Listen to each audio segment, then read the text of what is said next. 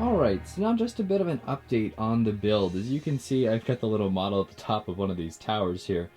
But, so if you're not really grasping the picture of what's going on, we have these two towers, which are going to be basically support beams for the overall Scarif tower itself. So most likely, it's probably going to just be able to come and sit down and rest on top of those two.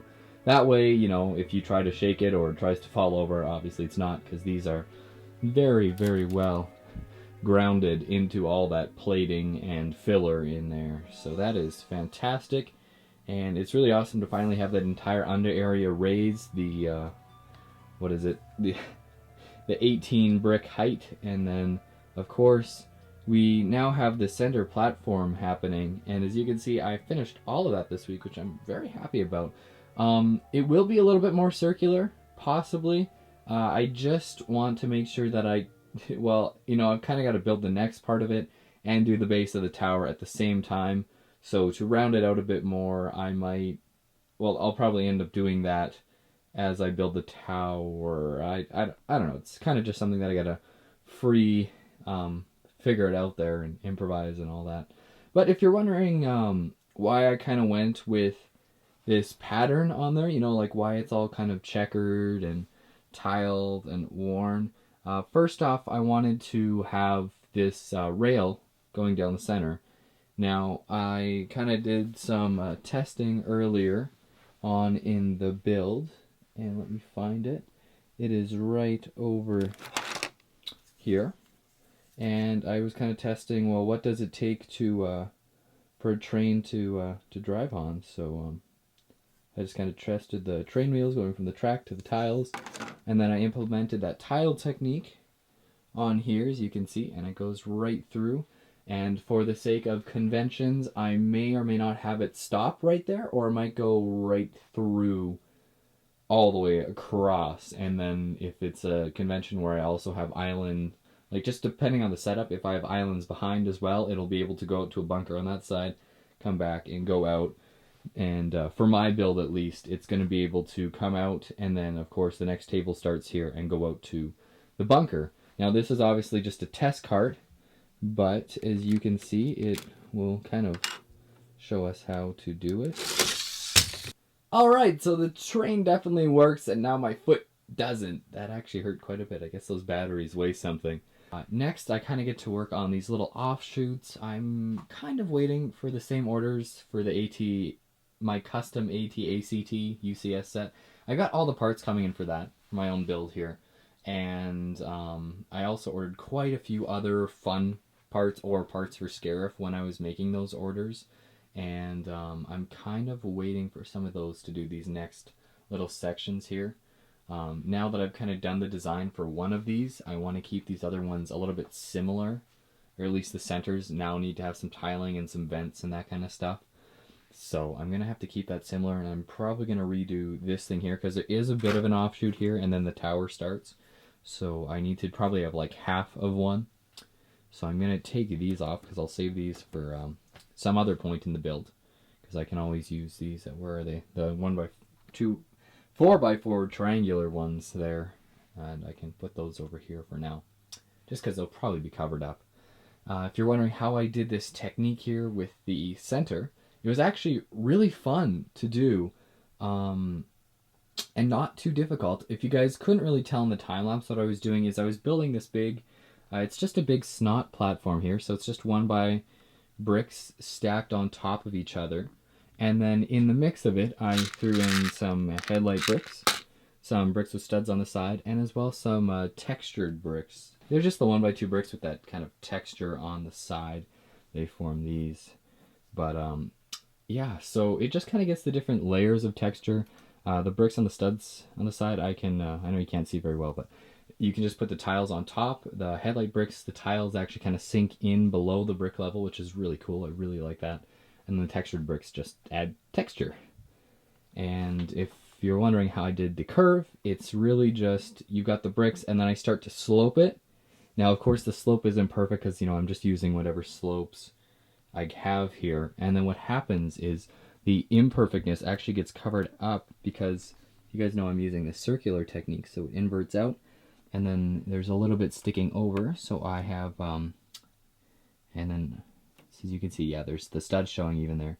And, it's just not a perfect circle, but then you kind of cover up the edges and form the perfect circle using the inverted, and then you brick up and you brick over, and it covers up that kind of imperfection that goes all the way around and makes it look a lot more circular and perfect. I do sacrifice accuracy a little bit, but I think that is okay.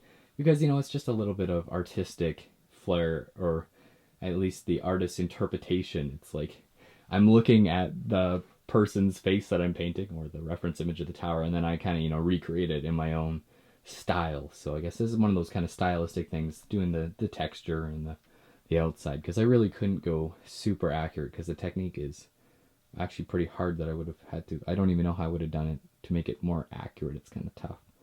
But it would also be raised quite a bit, which would make this whole tram thing really awkward.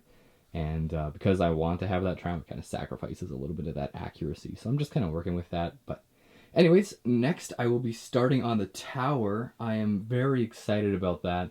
I'm also really nervous about it because I really don't know what I'm going to do. I couldn't show you guys the plan that I have because I really don't have one. I'm just going to be figuring it out. So definitely stay tuned for this next week. Time lapse and everything, just to kind of see how I'm figuring out. You might notice me taking stuff apart and then redoing it, or all sorts of just kind of testing stuff. So next week should be very, very interesting, because I'm starting on the base of such an important tower. This under part was kind of important because it's all filler. It has to be structurally stable. It has to be there. But now it's pretty scary, because now is when the actual, what's going to be seen, the tower, the base of it begins. And I'm hoping to make it taller than my ceiling in here, so we've got quite a ways to go, and the techniques I'm going to have to use to really build this thing are going to be very interesting. If you've seen the shape of it, it's pretty basic. It's not super advanced, but it also is decently advanced. So, getting the tower to angle in both those ways and yet fit on those two posts are gonna be it's gonna be a lot of fun. Alright, so this week has been a lot of fun. Doing that landing pad was really cool, and the tram thing, I really like the way that turned out, and I think it's gonna be really cool in the end. It's gonna go out to the bunkers, which is just gonna be really cool to have later on once I get started on the other parts of the mock. But for now, let's get back to focusing on the tower, because it's gonna be ridiculously huge and fun, and it's just something that is going to be mind-blowing, but it's also mind-blowing to kind of start it. Starting stuff is always really hard in LEGO if you don't know what you're going to do.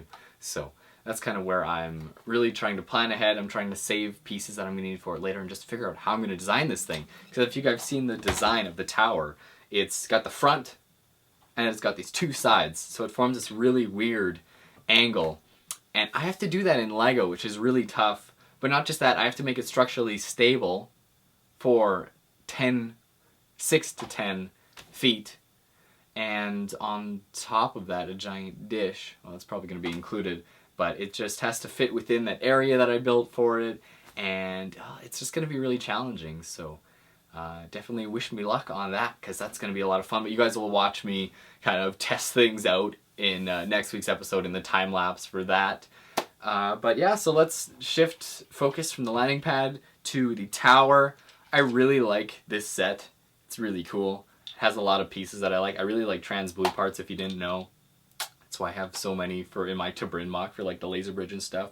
Eventually I do want to build one of these, a big one. Like a big one. If you guys have seen who's made the really cool ones. Down Under Bricks and Agents of Mock have built really cool ones that come to mind right now. But I want to build one like that. But first, a planet from Star Wars that is made a lot out of trans blue.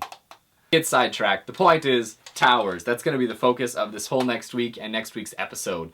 So there'll be a lot of improvising, there'll be a lot of building, and it'll be a lot of fun. And I really can't wait to bring you guys next week's episode. But thank you guys so much for watching. If you want to see next week's episode, make sure that you click the subscribe button so you don't miss it. And as well, definitely like this video if you have enjoyed it and you want to see more episodes of building Scarif, the Citadel Tower. So I will see you guys next time, and thank you for watching. Towers!